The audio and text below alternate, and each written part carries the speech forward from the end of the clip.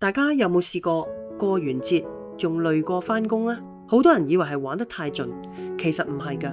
真正嘅原因係你嘅心神仲喺出面周圍飄，未返到屋企。你諗下先，放假嗰幾日係咪晚晚聚會，不停刷手機、約飯局，個腦就好似盞長明燈，24小時都着住。好啦，放完假燈熄咗，但係個腦裏邊仲係掹掹聲，根本停唔到落嚟。呢種狀態就係中醫講嘅心神外馳。《黃帝內經》裏邊有句好經典嘅說話：恬淡虛無，真氣從之，精神內守，病安從來。意思好簡單，心神一散，真氣就跟住散。心神可以收得埋，咁啲病痛就埋唔到你身噶啦。現代研究仲發現，當你思緒可以靜落嚟嗰陣，大腦電波會變翻後生狀態，連免疫力都會提升噶。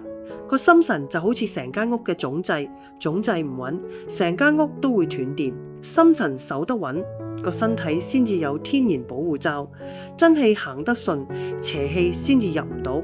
真正嘅養生唔係做更多嘢去對抗疲勞，而係學識為心神撳個暫停掣，令內在嘅氣血有序流動。有啲人熬完夜靠咖啡提神，結果越飲越心慌，呢個唔係補，係火上加油。你可以試下睇下自己條脷，泄紅苔薄黃，就係心神未收嘅信號。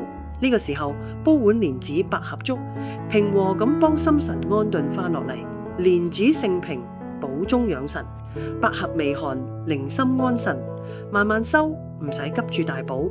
今晚瞓覺之前，試下放低電話10分鐘，觀察下自己嘅呼吸，或者煲碗溫和嘅蓮子百合粥，用最平和嘅方式幫心神安翻屋企。